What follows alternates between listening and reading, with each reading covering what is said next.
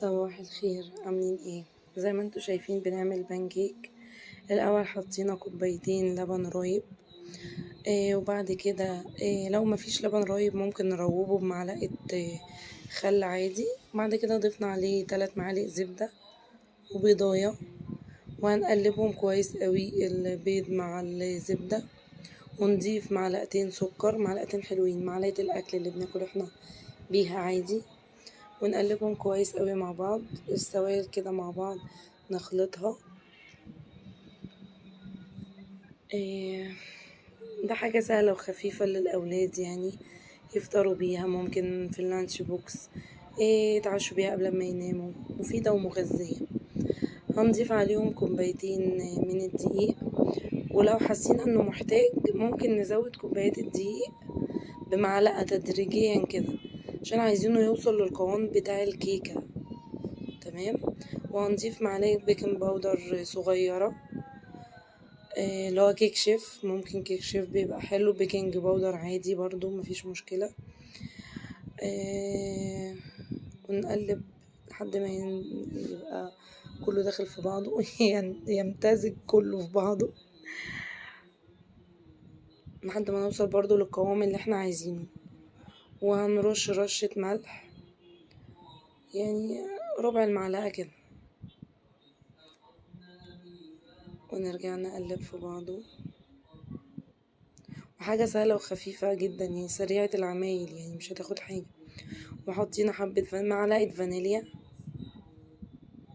عشان تبقى دقيق، يعني نقول معلقة صغيرة مش كبيرة طبعا. ونرجع نقلب كده. تمام. هنسيبها بقى العجينة دي يعني ترتاح ربع ساعة، يعني هنسيبها ربع ساعة كده ترتاح. وبعد كده نجيب طاسة مش لاصقة، يعني طاسة ما بتلزقش فيها الحاجة، تكون كويسة.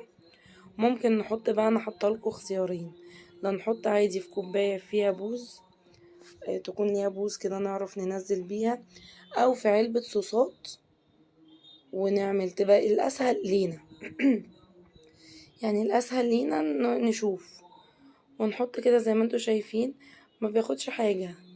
اول ما هيبدأ اوريكم، اقرب لكم دلوقتي الصورة اهي، يطلع فقاعات كده ويعمل اخرام كده في قلبها، شايفين؟ نعرف ان هو كده بقى تمام. نستنى ثواني ونقوم قلبينه على الوش التاني، عشان عايزين لونه يبقى حلو وجميل كده، يبقى لونه ذهبي كده وحلو، مش عايزين حاجة تانية. وهنا هنستنى ثواني بسيطة ونقوم شايلينه على طول عشان ما يتلسعش مننا. شوفوا بقى، حابين تعملوه بأنهي طريقة، بكوباية ليها بوز او بالعلبة الصوص دي، براحتكم، يعني قدامكم دي وقدامكم دي، الاسهل ليكوا اعملوا بيه. برضو اول ما عملت كده الفقاعات هنبدأ نقلبها.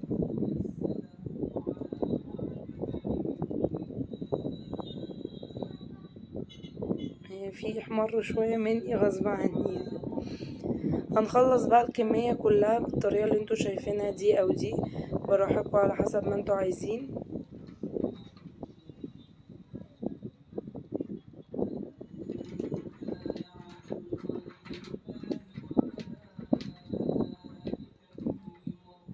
هو بيدي لون شكله جميل حلو كده. خلصنا الكمية كلها، ممكن بقى نحط عليه اي صوصات انتوا عايزينها، كراميل، عسل، شوكولاتة، نوتيلا، لوتس، فراولة، اي صوص، زبدة الفستق، اي صوص انتوا حابينه ممكن يتحط عليه، فواكه، موز، فراولة، كل حاجة اللي انتوا عايزينها ينفع. والف هنا وشفا على قلبكم يا رب، وحاجة صحية وجميلة. ونتقابل في فيديو جديد ان شاء الله. السلام عليكم.